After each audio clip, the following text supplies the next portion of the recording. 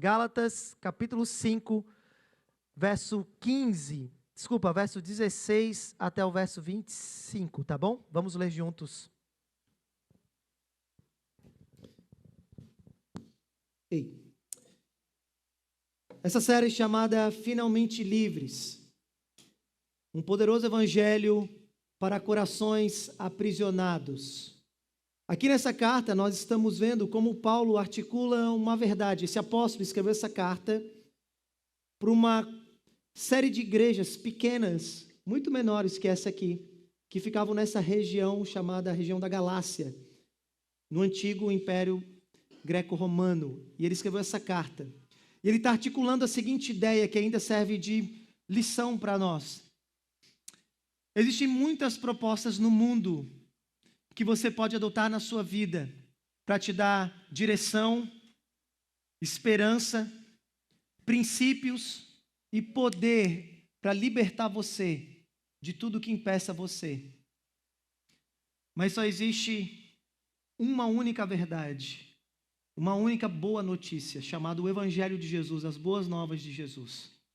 De que Deus, por meio de Jesus, do que Ele fez, do que Ele ensina, do que Ele promete, de como Ele nos chama a viver agora, Deus é capaz de arrancar as amarras, algemas de dentro de nós mesmos, e um dia Ele vai arrancar as amarras que existem, que escravizam este mundo. Um dia. É isso que vai acontecer. E é por meio do Evangelho de Jesus, quando nós conhecemos a Jesus e nos submetemos a Ele, é que encontramos verdadeira liberdade de coisas que nos escravizam aqui dentro e das coisas que escravizam lá fora. Nós estamos no capítulo 5, e esse sermão, o título é A Incomparável Transformação Cristã. A Incomparável Transformação Cristã. Antes de ler o texto, se você sabe que você precisa mudar algumas coisas na sua vida, assim como eu, se você já lamentou por ver os seus defeitos magoando pessoas ao seu redor, até mesmo afastando pessoas ao seu redor. E se você já se viu em conversas difíceis em que pessoas tiveram que confrontar atitudes que estavam magoando elas. E você se perguntou, como que eu posso ter feito isso? Como que eu posso ser esse tipo de pessoa? Como eu posso mudar? Se você, assim como eu, sabe que precisa mudar, esse texto é para mim e para você. Vamos ler juntos? A incomparável transformação cristã. Digo, porém, o seguinte: vivam no Espírito e vocês jamais satisfarão os desejos da carne, porque a carne luta contra o Espírito e o Espírito luta contra a carne, para que vocês não façam o que querem. Mas se são guiados pelo Espírito, vocês não estão debaixo da lei. Ora, as obras da carne são conhecidas e são imoralidade sexual, impureza, libertinagem, idolatria, feitiçaria, inimizade, rixa, ciúme, iras, discórdia, divisão, facção, inveja, bebedeira, orgias e mais ainda. Meu Pai amado. Dureza, hein? E declaro a vocês, como antes já os preveni, que os que praticam tais coisas não herdarão o reino de Deus. Mas, dá até para respirar agora, né? Mas, o fruto do Espírito é amor, alegria, paz, longo ânimo, benignidade, bondade, fidelidade, mansidão e domínio próprio, autocontrole. Contra essas coisas não há lei. E os que são de Cristo Jesus crucificaram a carne com as suas paixões e os seus desejos. Verso 25. Se vivemos no Espírito, andemos também no Espírito. Se vivemos no Espírito, andemos também no Espírito. A incomparável transformação cristã. Você sabe, alguns de vocês já sabem. Um dos meus autores favoritos é C.S. Lewis. Se você for lá em casa, os livros de Lewis estão espalhados por toda a sala, junto, é óbvio, com os livros de Agostinho, obviamente. E uma das coisas que eu amo em C.S. Lewis é porque de trás das suas histórias está recheado de verdades cristãs e princípios e implicações do Evangelho de Jesus. Se você ler, por exemplo, as Crônicas de Nárnia, e você deveria fazer um favor à sua alma, tirar um período da sua vida para você ler Crônicas de Nárnia, ficamos admirados e maravilhados ao ver que a salvação que Aslan, o grande leão de Nárnia, promove em Nárnia é um tipo, uma figura do que Jesus está promovendo no nosso mundo. No livro 5, chamado A Viagem do Peregrino da Alvorada, C.S. Lewis nos apresenta a um jovem menino chamado Eustáquio. Eustáquio é um menino mimado, egocêntrico, ganancioso, cheio de raiva e que está pronto para passar por cima de quem for, caso alguém queira impedir os seus planos. Eustáquio é um menino difícil de se lidar, até que ele tem que lidar com o drama mais duro da vida humana, encarar a si mesmo. Quase que por uma obra do acaso, de maneira sobrenatural, Eustáquio vai parar em Nárnia. E lá, os seus pensamentos, os seus desejos e atitudes dragonescas acabam lhe transformando num dragão. Ficamos horrorizados ao ver o horror de Eustáquio contemplando a sua face numa poça encantada de Nárnia. Ficamos angustiados ao ver a angústia de Eustáquio tentar se livrar da pele de dragão em todos os seus esforços frustrados. C.S. Lewis escrevendo aos seus amigos, dizendo o que estava por detrás de várias histórias que ele havia escrito, ele diz que a história de Eustáquio conta o drama de todo ser humano. Ter que reconhecer a si mesmo. Lutar e lidar com a dificuldade de ver os seus defeitos, com o drama de que às vezes não consegue mudar e buscar um poder capaz de transformá-lo radicalmente. Lewis quis contar a história de Eustáquio pensando nesse texto de Paulo, de que o Evangelho de Jesus tem o poder de transformar dragões gananciosos e implacáveis em seres humanos amorosos, gentios e cheios de autocontrole. É sobre isso que esse texto diz. Semana passada, o nosso presbítero Gese nos mostrou que Paulo articulou o tema da liberdade cristã. Para a Bíblia, para o Evangelho, ser livre significa estar liberto dos seus desejos que lhe escravizam e que te destroem a ti mesmo e destroem as pessoas ao redor, para você ter poder para amar a Deus e amar as pessoas. E isso é ser livre. Não é ter o poder para fazer o que quer, é ter o poder para amar a Deus e amar os outros. Isso é liberdade. Mas Paulo agora continua esse enredo sobre a liberdade e ele vai dizer que como alguém consegue experimentar essa liberdade, como alguém consegue chegar nesse nível de liberdade a fim de que ele não esteja escravo daquilo que ele chama de as obras da carne, que destrói a si mesmo e tudo ao redor. E consegue ser uma pessoa cheia de amor, de alegria, de paz, de bondade, de longo ânimo, mansidão e autocontrole. Paulo vai dizer aqui como o Evangelho tem um poder incomparável de transformar radicalmente e definitivamente a nossa vida. Há muitas propostas, e eu sei que quando você olha para a sua vida e quando eu olho para a minha, a gente precisa mudar. Talvez você precise ser uma pessoa mais disciplinada, talvez você luta com sentimentos baixos de tristeza, desânimo, talvez você é muito eufórico, talvez você foi diagnosticado com algum transtorno de depressão, bipolaridade, e você mesmo e as pessoas ao seu redor estão sofrendo com isso. Talvez você é ansioso e tem crises de pânico e ansiedade.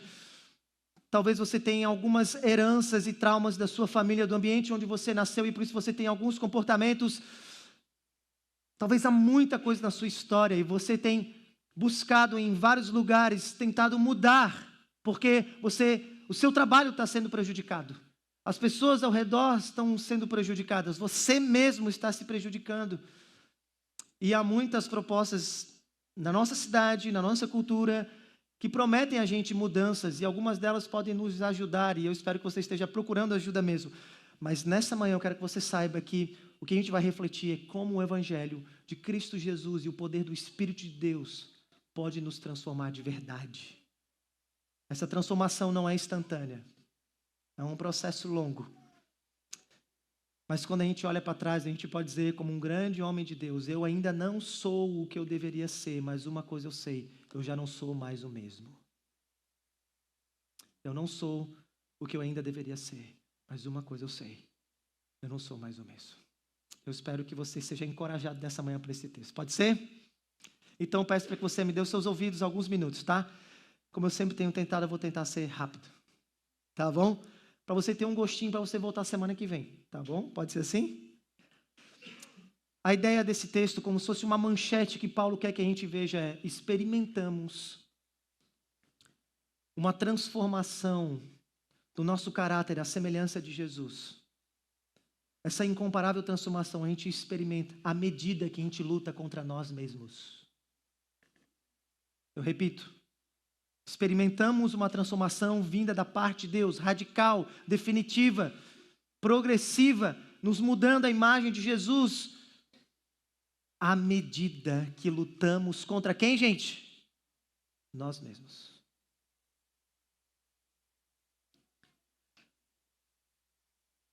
Um pensador inglês chamado Chesterton, viveu no século passado, foi um grande jornalista e escritor, Chesterton. Quando uma coluna de jornal perguntou qual é o pior problema do mundo, ele mandou uma carta para o jornal com uma única palavra: eu. Qual é o pior problema do mundo? Eu.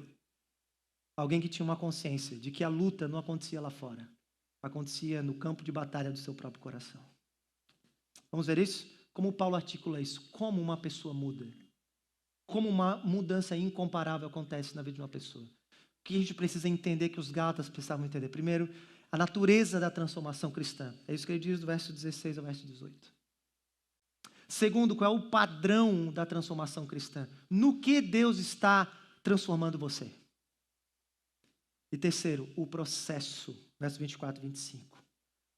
O que você precisa fazer para que você experimente transformação, ok? A natureza dessa transformação, o padrão e o processo dessa transformação. Vamos ver juntos? Primeiro, a natureza dessa transformação. Volta os olhos comigo no verso 16 ao verso 18. Olha como Paulo vai falar sobre isso. Aonde Deus trabalha? Aonde Deus trabalha? Qual é a natureza dessa transformação? Paulo começa no verso 16 de uma maneira que ele já começou antes. Ele diz: digo, porém, o seguinte. É como se ele estivesse dizendo: olha, eu estou articulando o tema da liberdade, e eu sei que você quer ser livre. Eu sei que você quer ser livre. Jovem, eu sei que você quer ser livre. Eu também quero. Mas você precisa saber que a liberdade não vem por qualquer caminho. Há muitos caminhos que você acha que pode estar te escravizando, mas só está te levando para um outro tipo de cadeia. Você precisa entender isso. Por isso, se você quer experimentar a liberdade de fato que Deus tem a oferecer, escute o que eu vou te dizer. É isso que Paulo está falando. Preste atenção. Esse é o caminho que você tem que trilhar. Qual é esse caminho da liberdade? Digo, porém, o seguinte: vivam no Espírito, e vocês não satisfarão os desejos da carne. É incrível, porque Paulo, no verso 16, 17, 18, está dizendo para mim e para você que há uma luta right now acontecendo no palco, na arena do seu coração. Uma luta, uma guerra, um embate entre o que ele chama a carne e o que ele chama o espírito. Você precisa saber disso, se dar conta disso. E ele diz que essas duas maneiras de viver a vida sob a orientação da carne, a direção da carne, ou viver sob a orientação do espírito, não apenas elas são radicalmente diferentes, mas elas estão em confronto, em conflito, estão antagonizando uma guerra no seu coração. É isso que ele diz no verso 17, porque a carne milita contra o espírito e o espírito milita contra a carne. Se alguém já disse para você, você é uma pessoa perturbada, ele viu alguma coisa realmente está acontecendo no seu coração. Uma luta. Eu não sei se você já viu pessoas falando sobre isso, ou se você mesmo já viu. Existe uma luta em mim daquilo que eu sei que eu devo fazer, mas aquilo que eu quero fazer. É uma luta real. Porque a questão não é apenas o que nós sabemos que devemos fazer, mas se há um poder para que efetivamente mova a gente a fazer o que devemos fazer. Você concorda comigo? Porque é uma luta entre a carne e o espírito. Mas a coisa fica ainda mais interessante quando a gente se pergunta, mas se há essa luta entre a carne e o espírito, o que significa isso? O que Paulo quer dizer com carne e o que Paulo quer dizer com espírito? E quando você olha a história do cristianismo e muitas religiões também, especialmente religiões orientais, que tendem a fazer uma dicotomia entre corpo e alma, vão para esse tipo de ensino e pensam que o que Paulo está antagonizando aqui são práticas do corpo que levam ao prazer e práticas espirituais que levam à intelectualidade. E isso foi muito difundido e ensinado dentro de igrejas e também em outros tipos de religião. Em que para que você possa fortalecer o seu espírito, você precisa ter um estilo de vida abstêmico, se abster de prazeres que têm a ver com a sua carne e corpo, para que o seu espírito fortaleça. Eu sei que você já escutou coisas como isso. O budismo, por exemplo, é uma dessas filosofias e religiões que ensinam isso. A matéria é ruim, o corpo é ruim, ela é a causa dos nossos sofrimentos e problemas, enquanto o espírito é bom. Por isso, despreze o corpo e busque o espírito. Mas quando você olha a Bíblia, você olha o ensino geral da Escritura e olha para a vida do próprio Jesus, você vê que tem nada a ver com isso, e Paulo não está antagonizando corpo e alma aqui ao falar sobre carne e espírito. O que Paulo está falando aqui são dois tipos de mentalidades de vida, dois tipos de princípios que norteiam a nossa vida. No verso 16 e 17, você percebe que Paulo diz: vivam no espírito e não satisfaçam o desejo da carne. E no grego, na verdade, e não satisfazem o desejo. Como uma construção gramatical de que não apenas a carne tem desejos, mas o espírito tem desejos. É como se Paulo estivesse dizendo: vivam no espírito e satisfaçam os desejos do espírito. E não vivam na carne e satisfaçam os desejos da carne. E mais do que isso, a palavra desejo aqui no grego significa um princípio norteador da vida. Um super impulso capaz de controlar tudo. E o que Paulo está dizendo para mim e para você é que só existem duas maneiras de viver a vida humana. Ou você está vivendo sobre o impulso, o princípio norteador da carne, ou sobre o impulso, o desejo, o princípio norteador do Espírito de Deus. Carne dentro da Bíblia não é corpo, mas é a natureza humana que busca satisfazer a si mesmo, glorificar a si mesmo, buscar seus próprios interesses. E o Espírito de Deus, que busca glorificar a Jesus, os interesses de Jesus e a vontade de Jesus. Paulo está dizendo que a natureza da transformação cristã não é simplesmente aparar alguns dos seus comportamentos. O cristianismo não é uma psicoterapia comportamental behaviorista que apenas ensina você novos hábitos. Existe uma batalha mais profunda por detrás das nossas atitudes, da nossa história. Existe uma guerra por detrás do palco onde a sua vida está encenada, que é o seu coração. Uma guerra que você tem que decidir se você vai viver buscando a si mesmo, seus interesses, seus prazeres, sua glória, ou você vai buscar os interesses de Jesus, a vontade de Jesus e a glória de Jesus. Ser uma pessoa carnal não é alguém que gosta de boa comida, escutar boa música, passear, praticar um esporte e namorar com a sua esposa e seu esposo. Ser carnal é uma pessoa que, mesmo que não tenha problemas na sexualidade, mesmo que não tenha vícios, é uma pessoa egocêntrica que está vivendo para si mesmo e fazer a sua vontade e mover o mundo para que o mundo se curve aos desejos dela. Isso é ser carnal. Enquanto ser espiritual é comer, beber, passear, namorar para a glória de Cristo e o bem do mundo. Você entende? Eu não sei se você consegue perceber isso, mas o que Paulo está dizendo é que existe algo abaixo, mais profundo, por detrás dos dramas da nossa vida que ele quer nos refletir. A natureza da transformação cristã acontece no nosso coração. Quando uma mudança do eixo gravitacional do nosso coração é mudado, de nós mesmos para Cristo, você entende? Quando um poder é dado a nós, de dentro de nós, a fim de que a gente consiga renunciar os nossos desejos que não são compatíveis com a vontade de Deus, para que a gente consiga deixá-los de lado e viver aquilo que Deus tem para nós. crendo que aquilo que Deus tem para nós faz a nossa vida florescer e aquilo que às vezes nós queremos para nós só nos destrói. É uma mudança interna de dentro para fora, não apenas aparente. Eu explico para você. Esses dias saiu uma manchete ali no bairro do Morro das Pedras, ao lado da Praia do Campeche, em que moradores estavam reclamando do mau cheiro na beira da praia e da sujeira da água. E eles foram para o jornal, chamaram as autoridades públicas, dizendo que eles estavam cansados, porque eles já tinham tentado muitas maneiras de conter a sujeira, limpar a praia e lidar com o odor, mas a sujeira e a impureza sempre voltava. Quando finalmente as autoridades públicas foram chamar a atenção e foram lá, os agentes sanitários falaram uma coisa: olha, o problema é que há diversos novos empreendimentos aqui no Campeche que não estão jogando a sua rede de esgoto diretamente na praia. E enquanto um tratamento e um redirecionamento do esgoto não for feito, todos os esforços da população serão em vão. Eu penso que é uma boa imagem do que acontece no nosso coração. Enquanto não houver um tratamento e um redirecionamento do nosso coração, ele continuará jorrando todo tipo de poluição e impureza que arrumará um jeito de se infiltrar e poluir o oceano da nossa vida. Você entende? A natureza da mudança cristã é mudar de uma maneira poderosa o centro da nossa vida, de nós mesmos para Jesus, o Cristo.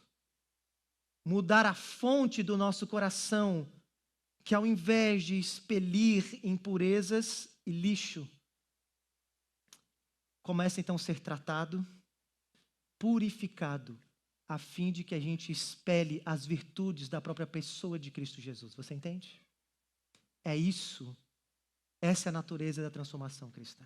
Se você não é um discípulo de Jesus, está aqui, você veio a essa igreja a primeira, segunda vez, você está tentando entender.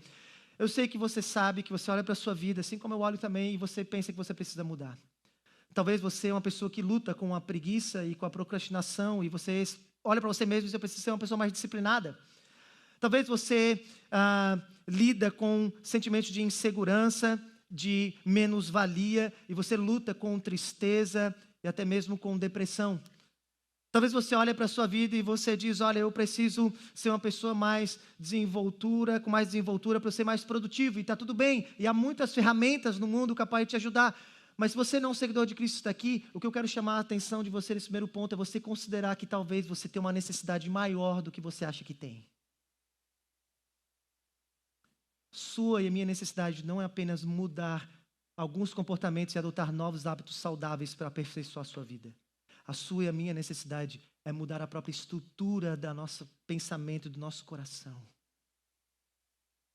Porque você pode, inclusive, ser uma pessoa com novos hábitos, mas ainda ser uma pessoa egocêntrica, que vive na carne. Você ainda pode melhorar sua qualidade de vida, mas ainda ser uma pessoa que só vive para si mesmo. E isso, inevitavelmente, vai te destruir. Porque alguém egocêntrico é alguém que está tomando pequenas doses de veneno a cada dia. É só uma questão de tempo para ela adoecer. Por isso, o que você precisa? Você precisa de uma transformação radical do seu coração. E eu vou te dizer, ou conforme a mentalidade do Espírito, pensando em como Jesus lidaria com aquilo. Como Jesus quer que você lide com aquilo. Deu para entender? Por isso, lute, e lute de verdade. Não contra a circunstância, não contra pessoas. Lute contra você mesmo. Porque é ali que se vence. E o cristão, o discípulo de Jesus, é o ser mais estranho e maravilhoso que existe. Porque é alguém que está absolutamente convencido que quanto mais ele perde, mais ele ganha. Quanto mais ele renuncia a si mesmo para fazer a vontade de Jesus, mais é ele que é beneficiado e o mundo é beneficiado. Você entende? Lute, mas lute contra você mesmo. O problema está aí dentro, não tanto lá fora. Mas eu penso que há uma terceira aplicação para a nossa comunidade também. Paulo está nos falando aqui sobre um modelo de como nós devemos aconselhar uns aos outros.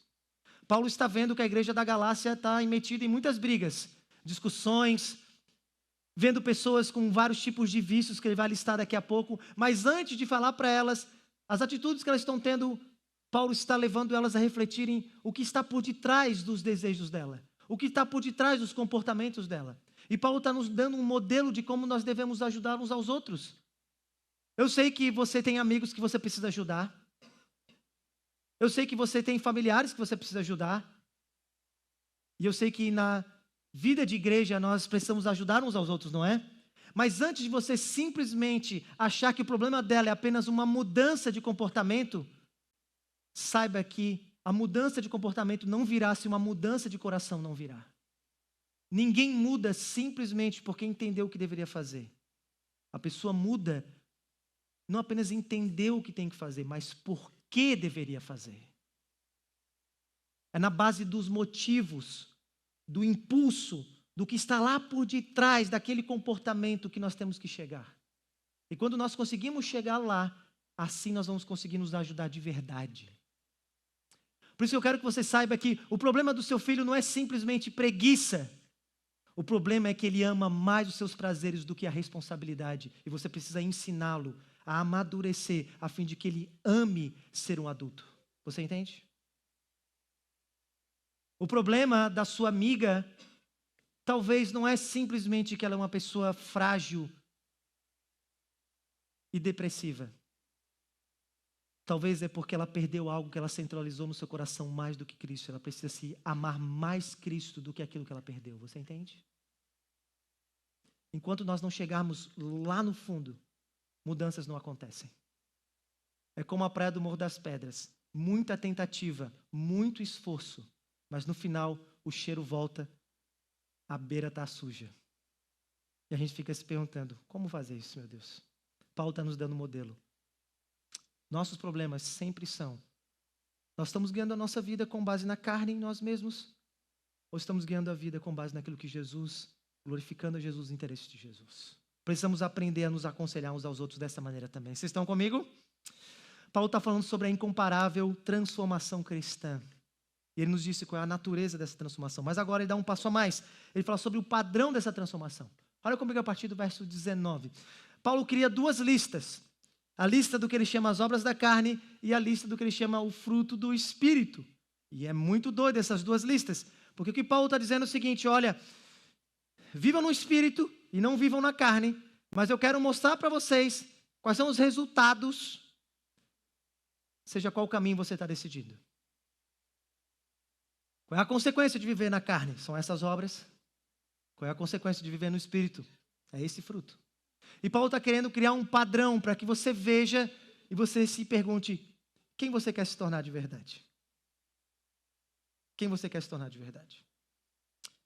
E ele começa com a lista das obras da carne. E ele fala o seguinte: ora, as obras da carne são conhecidas. É como se Paulo estivesse dizendo assim: olha, não precisava nem citar. Se você for honesto consigo mesmo, se você analisar a cultura, se você analisar seu ambiente de trabalho, se você analisar seus amigos, se você analisar os outdoors, as propagandas, as músicas, os filmes, as séries, se você analisar até a sua própria história, não é difícil você saber quais são as obras da carne, não é? Elas são conhecidas. E ele faz uma lista. A lista é assustadora, não é, gente? Assustadora.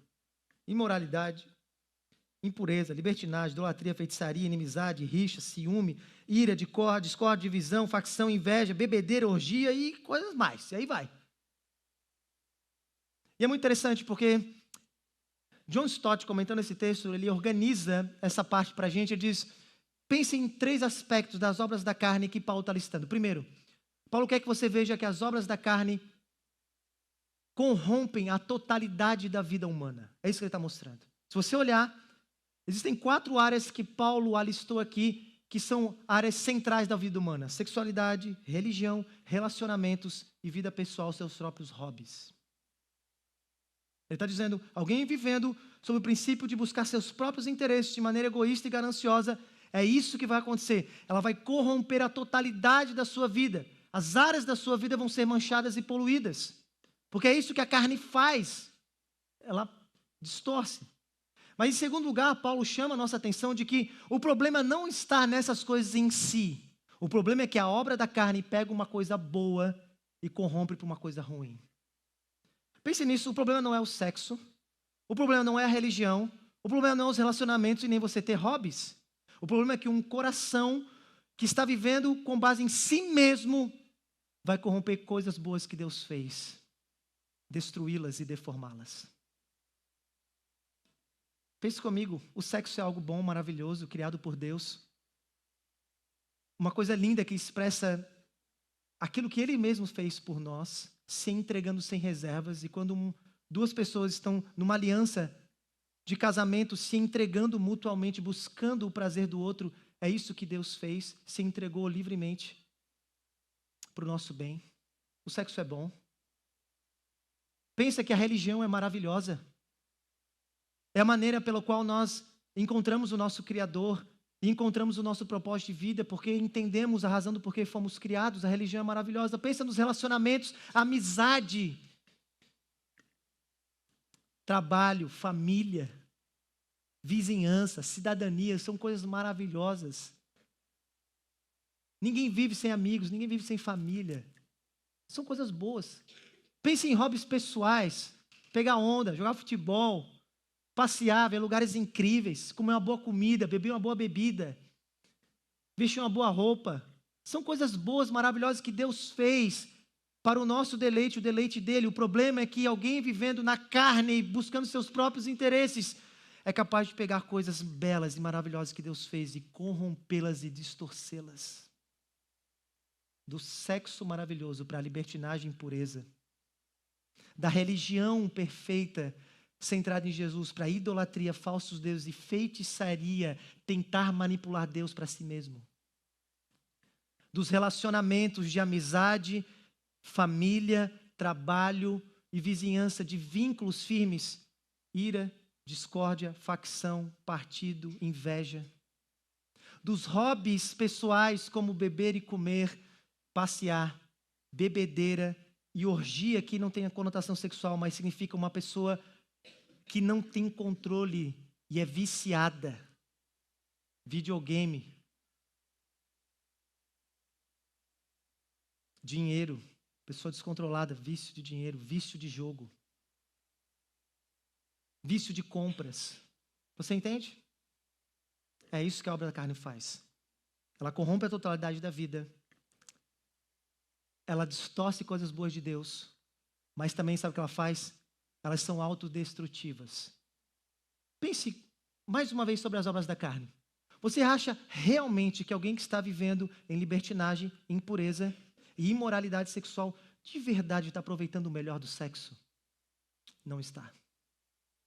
Pessoas que estão usando das outras só para si mesmo, nunca saberão o que é sexo de verdade. E não vão conseguir sustentar relacionamentos. Você entende? Pense em uma pessoa que está vivendo uma falsa religião, tentando criar falsas divindades para si e tentando manipular a divindade para os seus próprios interesses. Você acha que ela vai estar caminhando na verdade? Enganando a si mesma. Nunca terá paz. Sempre viverá com medo.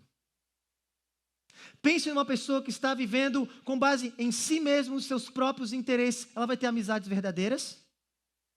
A sua família vai florescer? Relacionamento cheio de discórdia, ira, facção, briga, encrenca, inveja. Tudo isso destrói. Pense numa pessoa que está vivendo com base apenas para se autogratificar. Ela não tem problema ficar 3 horas jogando videogame online com outros amigos, mas não consegue se concentrar 1 hora para fazer um bom projeto para apresentar na próxima reunião na semana. Ela sai de casa porque precisa se gratificar, estoura o cartão de crédito e nunca terá uma vida saudável financeiramente. Você entende? Você entende que as obras da carne não apenas corrompem a gente por inteiro, distorcem coisas boas, mas nos destroem, destrói as coisas ao nosso redor? E com isso eu quero que você saiba, novamente, o problema não são as circunstâncias, mas como o nosso coração está respondendo a elas. É assustador, não é? E eu sei que você não quer ser isso, eu espero que não. E eu também não quero. Mas é um alerta para nós. Qual é o padrão que você está seguindo? Qual é a imagem que você tem quando você vê o seu próprio rosto numa poça encantada da palavra de Deus. Mas, diz Paulo, e agora a gente pode respirar, dá um respiro aí. Assim. Mas, existe uma saída. E Paulo agora coloca o outro padrão, o padrão de Deus. Qual é o padrão? O que acontece quando alguém está vivendo não para si mesmo, mas vivendo para o Espírito de Deus, conforme a mentalidade do Espírito, para buscar não a sua glória, mas a glória de Cristo? Ele diz, é um fruto, e o fruto do Espírito: amor, capacidade de buscar e beneficiar os outros. Ele diz, alegria, um certo tipo de entusiasmo que não depende de circunstâncias. Paz, uma tranquilidade interior capaz de lidar com os piores sofrimentos. Mais, você quer mais? Longo ânimo, alguém que não estoura fácil, não tem um pavio curto, tem um pavio longo. Mais, benignidade, alguém que tem um coração sempre buscando o bem dos outros. Mais, bondade, alguém que tem a força para agir, para beneficiar outras pessoas. Fidelidade, alguém que não precisa de regras para fazer o que tem que fazer, porque ele é fiel. Mansidão, alguém que tem contentamento com aquilo que tem, não vive atordoado buscando mais, mas está satisfeito com o que tem. E autocontrole, alguém que consegue dominar os seus ímpetos, porque sabe que muitos dos seus ímpetos podem destruir e avassalar outras coisas. Você quer ser esse tipo de pessoa? Eu quero. Mas sabe o que é mais incrível? Quando você pensa em Jesus, nas histórias de Jesus, você percebe que Jesus era exatamente isso? O perfeito ser humano. Mas pense na metáfora do fruto. E John Stott nos ajuda. Se as obras da carne têm aqueles aspectos, pense no fruto. Primeiro, Paulo está nos dizendo e pegando essa ideia do mundo agrário, da agricultura. Ele está dizendo, alguém que está vivendo conforme a mentalidade do Espírito de Deus, buscando a glória de Jesus, não a sua própria glória, é como um fruto, é uma árvore. Uma semente foi lançada ali dentro. E essa é a ideia. E essa primeira ideia traz uma primeira conotação. O fruto do Espírito primeiro é inevitável. Alguém que passou pela renovação espiritual, significa que o Espírito, assim como uma semente é lançada numa terra boa e ela vai crescer e frutificar, assim ela vai se tornar isso aqui inevitavelmente. Lá em casa, na frente da minha casa, tem muitas palmeiras, que foi meu pai que plantou. E 2 dessas palmeiras, acabou que as raízes são tão fortes, estão começando a levantar a calçada e o muro. E você não acha incrível que uma pequena semente tem um poder tão grande de destruir o concreto? Uma pequena semente do Espírito agindo no coração é capaz de quebrar qualquer dureza do pecado e de vícios do caráter, você entende? Porque ele vai crescer inevitavelmente. Segundo, não apenas ele é inevitável, o fruto, a ideia do fruto também é gradual. O fruto não cresce da noite para o dia, você sabe disso? E é interessante porque um cristão, um discípulo de Jesus, nem sempre está consciente do que Deus está fazendo na vida dele. Nem sempre ele consegue enxergar as mudanças na vida dele. E é interessante porque você às vezes só consegue enxergar quando você tem que lidar, você lidou diferente agora com uma situação que você já enfrentou no passado, mas você lidou diferente agora. Se antes você lidou de maneira irascível, impulsiva, mas agora você conseguiu se controlar, você pode se alegrar porque o Espírito está agindo de maneira gradual em você. Você consegue ver essas mudanças na sua vida? Mas não apenas é um crescimento inevitável, gradual. Eu quero que você preste atenção que essa é a parte mais importante agora, tá bom? O fruto do Espírito cresce de maneira simétrica. Teólogos se debatem porque quando Paulo fala da carne, ele usa o plural, as obras da carne, aquilo que nós fazemos. E pode ser que você tenha algum tipo de obras da carne e não tenha outras, você entende? Mas quando ele fala do fruto do Espírito, ele usa no singular, o fruto do Espírito. Os comentaristas dizem que Paulo está dizendo é que, enquanto as obras da carne são algo que nós fazemos, o fruto do Espírito é algo que o Espírito faz. Enquanto as obras da carne podemos ter umas e não temos outras, o fruto do Espírito sempre cresce de maneira simétrica, harmoniosa e conectada. De maneira que se você crescer em amor, inevitavelmente você vai ter mais autocontrole, mais paz, alegria, longo ânimo e mansidão. E se você se tornar mais manso, você vai ser mais amoroso, ter mais autocontrole, ter paz, alegria. Você entende? Porque o fruto cresce de maneira simétrica. Essas virtudes, obviamente, elas são diferenciadas, mas elas estão interconectadas, você entende? E com isso a gente não pode confundir fruto do Espírito com apenas aspectos da nossa personalidade ou algumas práticas que a gente aprendeu por disciplina ou por trauma. Por exemplo, existem muitas pessoas que elas são pacíficas e elas têm até mesmo um espírito dócil, é o temperamento delas. No entanto, se aquilo não vir do Espírito, você vai ver que elas são indiferentes ao sofrimento, apáticas quanto a sair ao socorro de outras, porque lhe falta amor. Você entende? Você vê outras pessoas mais introspectivas, dadas à análise, e que levam a vida com muita seriedade.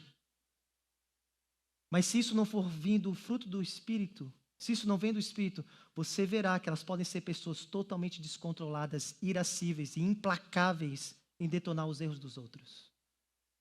O que lhes falta? Bondade, paciência. Você tem pessoas extrovertidas, você conhece pessoas extrovertidas? Expansivas.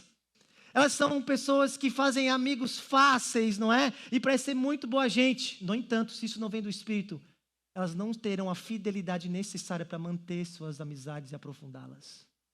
Você compreende? Nós não podemos confundir fruto do Espírito com apenas traços do nosso temperamento. Porque o fruto sempre cresce junto. Junto. E talvez você se olhe e diz, eu sempre achei que eu era uma pessoa de caráter. Eu não estou dizendo que não. Eu só estou dizendo que Deus está te chamando a pensar e lembrar que o padrão que Ele quer para a sua vida é Jesus, que não era alguém atrofiado, você entende? Por isso a minha primeira aplicação aqui é o seguinte, nenhum discípulo de Jesus deveria sofrer com a síndrome de Gabriela. Você sabe o que é a síndrome de Gabriela? Eu sou assim, vou viver assim e vou morrer assim.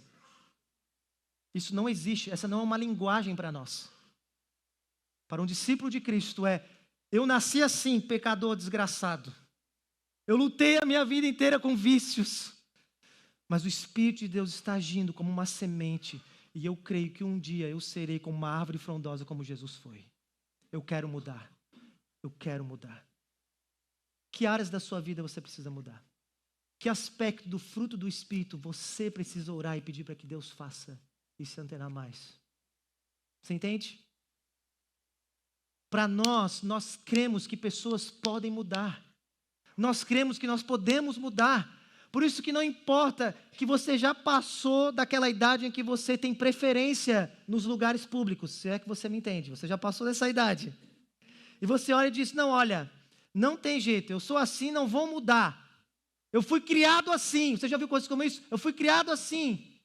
Se você é um seguidor de Jesus, eu quero te dizer que essa não é uma linguagem da mentalidade do Espírito, essa é uma linguagem da obra da carne. Precisamos mudar a linguagem. Podemos mudar. Porque Deus está mudando a nossa vida. Mas, em segundo lugar, eu quero que você considere uma coisa. A gente também não pode, a nossa segunda aplicação, nós não podemos ter as obras da carne de estimação, domesticada. Quando a gente olha a lista, inevitavelmente a gente olha, essa aqui é pior que essa. Não é? Fala, isso aqui aí, quem faz isso aqui? Ai, meu Deus, isso aqui é terrível. Isso aqui não, tranquilo. Talvez você não é uma pessoa religiosa e você é mais liberal na sua sexualidade. Considere, e talvez você olhe para os problemas de relacionamento de pessoas religiosas e você tende a atacá-las. Essas pessoas moralistas, mas que são fofoqueiras e tal. Mas eu quero que você saiba que Paulo coloca tudo como farinha do mesmo saco. Você entende? Você apenas está atacando uma obra da carne diferente, mas você também está vivendo com base nela. Talvez você é uma pessoa religiosa, olha para os não religiosos, diz essas pessoas imorais, que escutam Anitta, Ludmilla, faz quadradinho de 8 no TikTok, essas pessoas terríveis. Mas Paulo coloca inveja, briga, encrenca, vícios, tão obra da carne quanto imoralidade e libertinagem. Você entende? Por isso, há uma coisa boa. Pare de olhar para a grama do vizinho e vá cuidar do seu jardim. pare de olhar para a grama do vizinho, vai cuidar do seu jardim. Cuide para que o seu jardim da sua vida não seja cheio de lixo de obras da carne, mas seja um belo jardim, fruto do Espírito, a semelhança de Jesus, o perfeito Filho de Deus, o perfeito ser humano. Mas eu tenho uma terceira aplicação ainda nesse ponto, olha comigo o finalzinho do verso 23, ele diz, olha, contra essas coisas não há lei. Contra o fruto do Espírito, uma pessoa amorosa, fiel, paciente, mansa, alegre, pacífica e que tem autocontrole, contra essas coisas não há lei. O que Paulo está querendo dizer? Paulo está querendo dizer que uma pessoa que tem um fruto do Espírito não é que ela pratica algumas coisas boas, aquilo é própria incorporada na sua identidade, faz parte agora de quem ela é, e ela não precisa de regras e de imposições para fazer o que ela tem que fazer. Por isso que contra o fruto do Espírito não há lei, não preciso colocar regras, porque ela será amorosa, independente se ela está sendo pressionada ou não, você entende? Um marido que não apenas tem atitudes que podem parecer fidelidade, mas que ele é fiel, a esposa não precisa colocar um busca iPhone para saber onde ele está. Você entende? Uma esposa mansa, o marido não tem problema e não fica preocupado quando ela vai ao shopping. Você entendeu?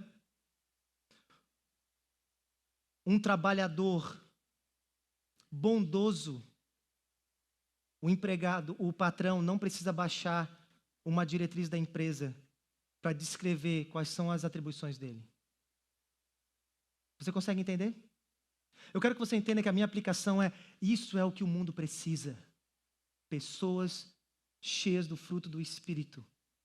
Discípulos de Cristo vivendo na sua família, nos seus ambientes de trabalho e na sociedade, para mostrar que nós não precisamos de regras e de imposição, porque nós estamos vivendo para glorificar Deus e beneficiar o mundo. Você entende? Seja esse tipo de pessoa, não apenas para você mesmo, mas seja esse tipo de pessoa para o bem da sua família, para o bem da sua cidade, para o bem do seu trabalho.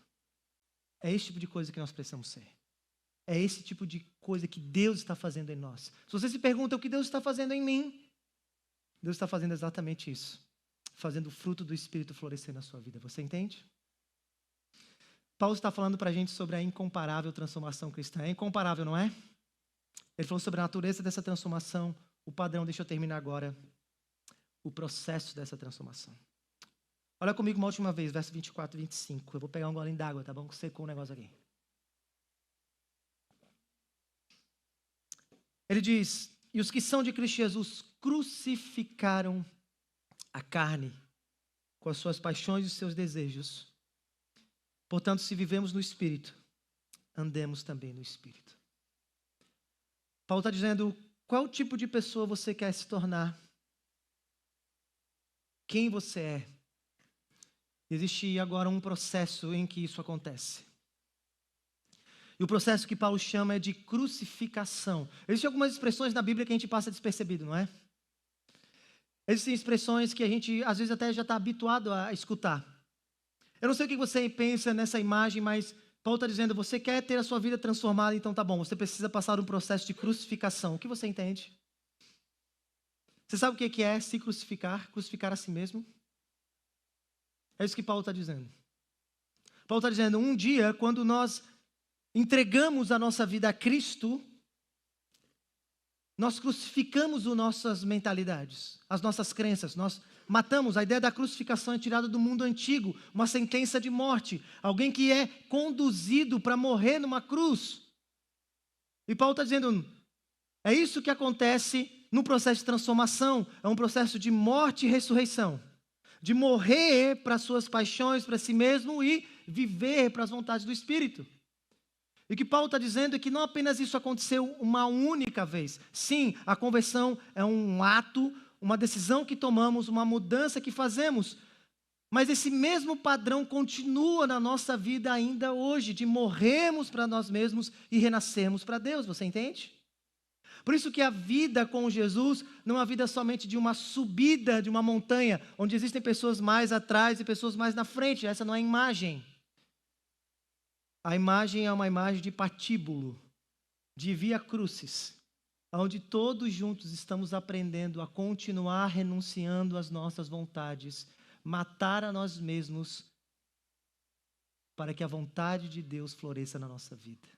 Continua sendo um processo de crucificação. Você entende? Percebe? Mas olha como é interessante.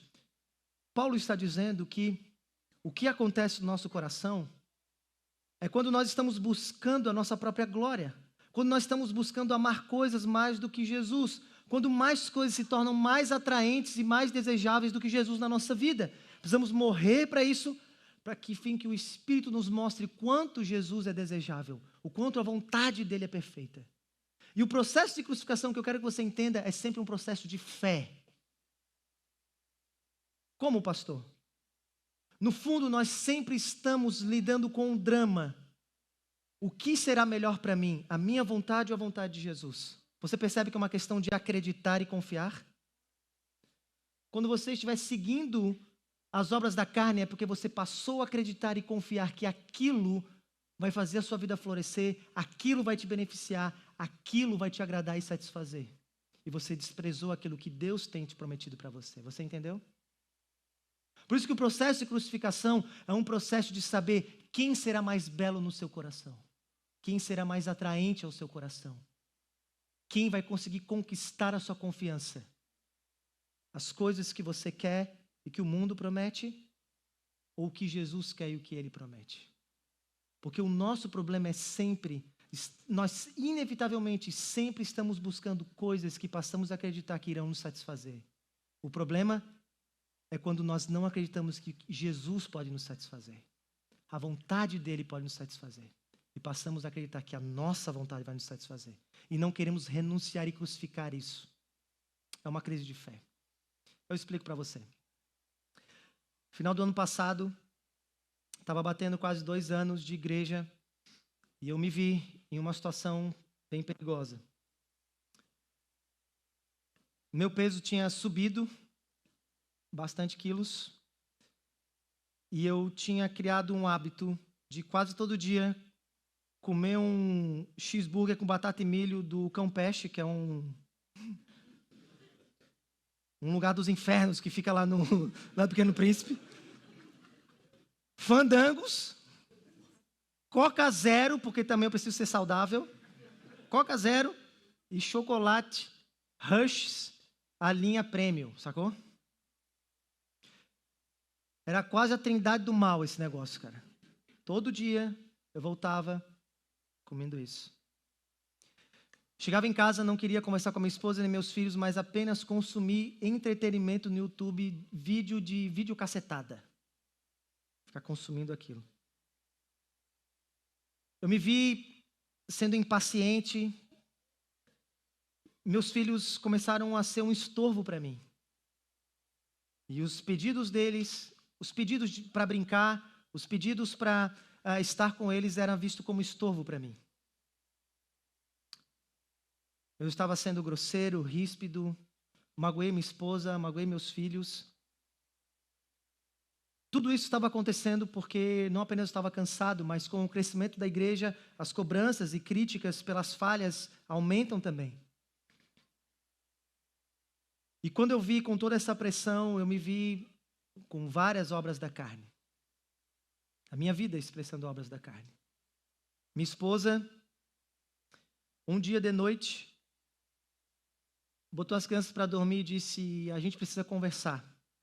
Na Alexa não estava tocando John Mayer. E a luz também não estava meia luz, a luz branca, para a gente se enxergar bem. Ela disse para mim: meu bem, o que está acontecendo eu sei, porque eu consigo ver. E não é bom. A minha pergunta não é o que está acontecendo.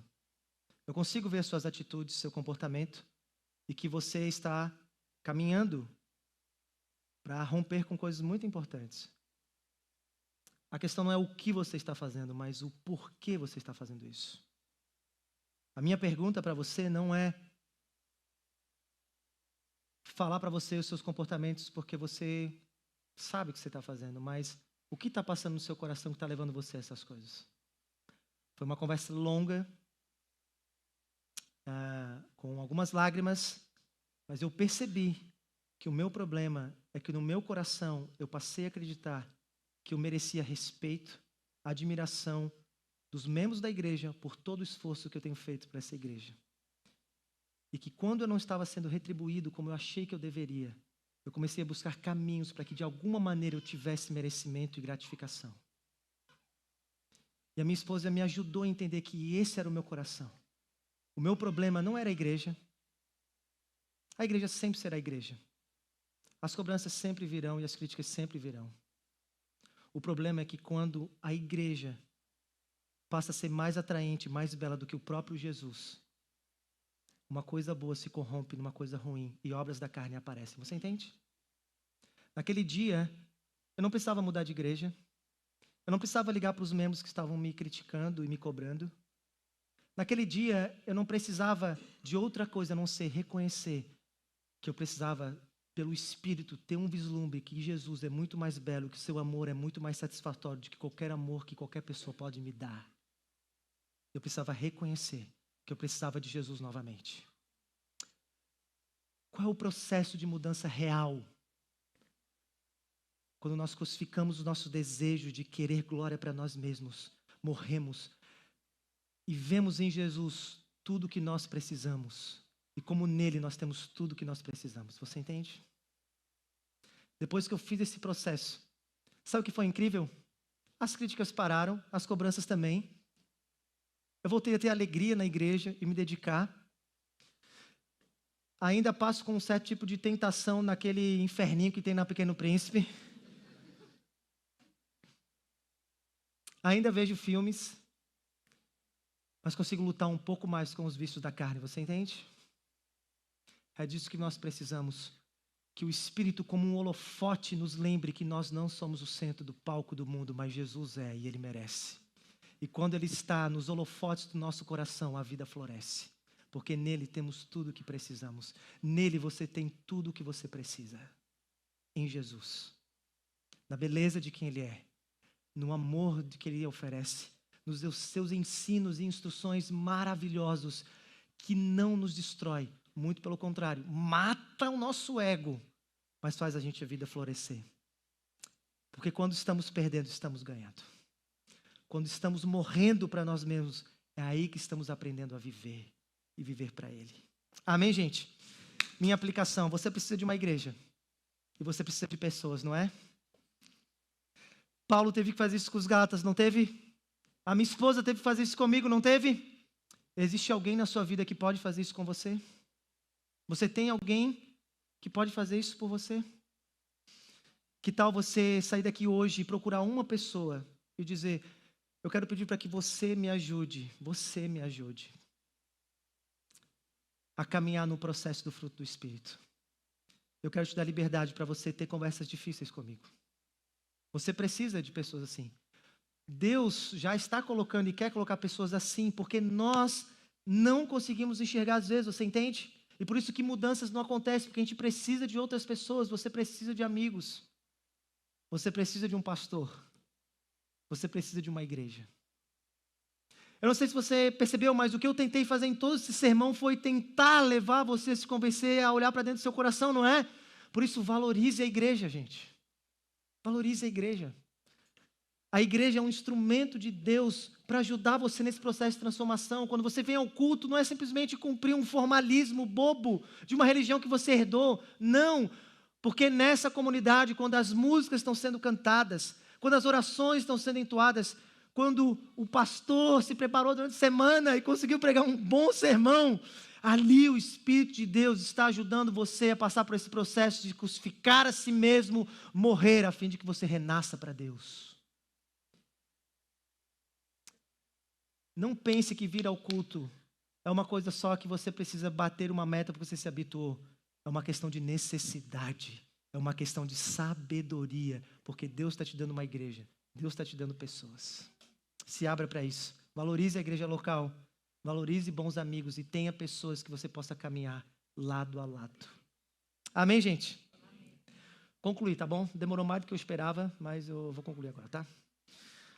Paulo estava falando sobre as obras da carne, não é? e o fruto do Espírito. Ele está falando sobre a transformação radical que acontece na vida de alguém. E qual é o padrão que Deus está imprimindo em nós. E eu sei que Ele está fazendo isso na sua vida. Eu comecei esse sermão com a história de Eustáquio, o menino dragão, não é?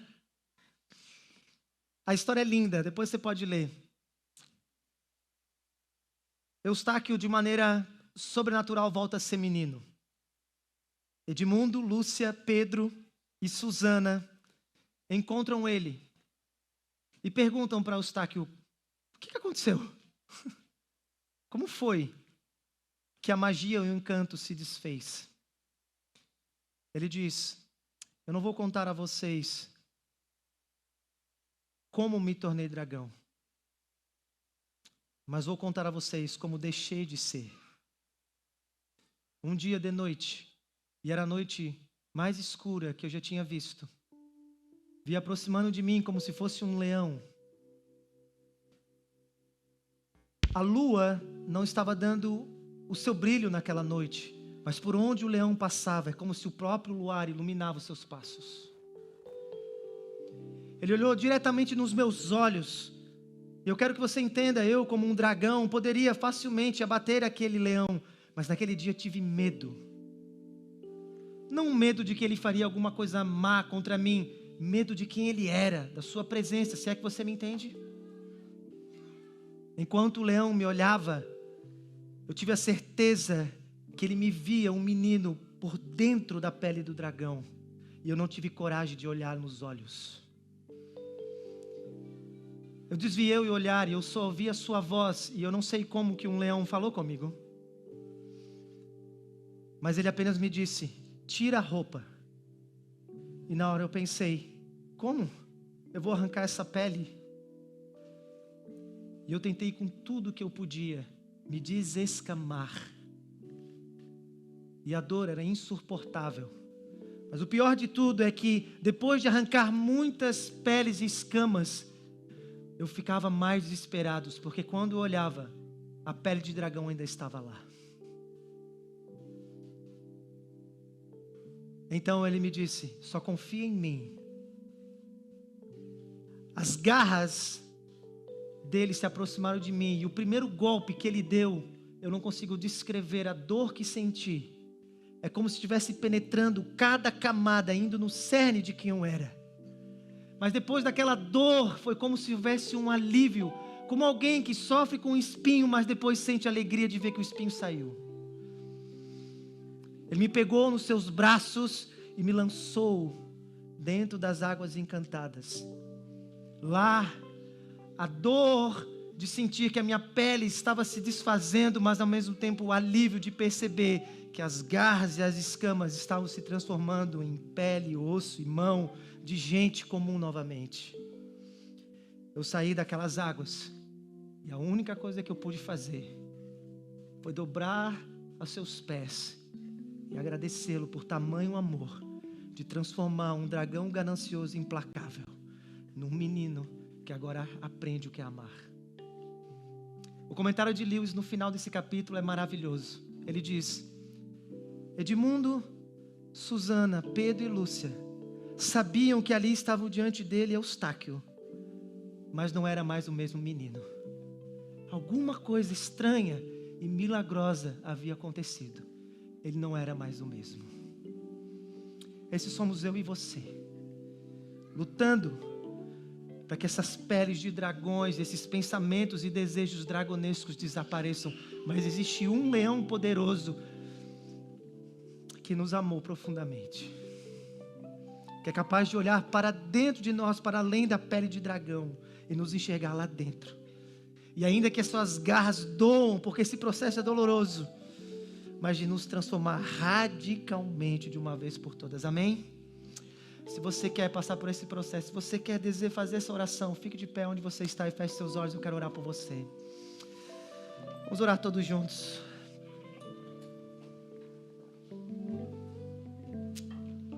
Vamos de único? Pode ser o único? Vamos cantar o único? Pode ser? Pode ser?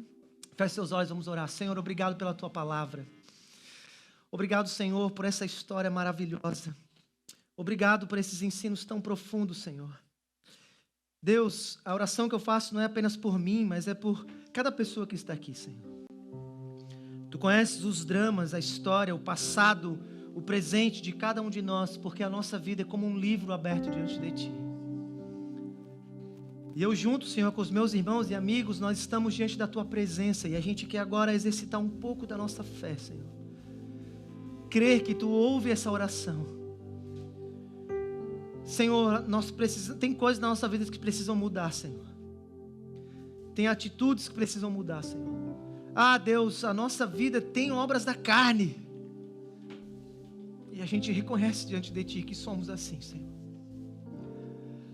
Mas diante desse texto, eu quero Te pedir, em nome do Teu Filho Jesus, que Tu nos conceda o poder do Espírito, a fim de que a gente crucifique a carne com os seus desejos, a fim de que a gente renasça cada dia para Ti, Senhor. Imprime em nós o fruto do Teu Espírito, ó Deus. Faz isso, faz essa transformação radical e poderosa, para a Tua glória, para o bem dessa cidade, para o bem da nossa família, ó Deus. Nós estamos aqui Te dizendo, ajuda-nos, Senhor, e nos socorre, Senhor, na nossa pequenez e na nossa dificuldade. Tem misericórdia de nós. Aplica esse sermão, esses ensinos de maneira poderosa, Senhor. E dá, Senhor, a alegria de cada um de nós continuarmos nessa jornada, buscando morrer para nós mesmos, para viver para Cristo Jesus, o único que merece glória, honra e poder, hoje e para sempre.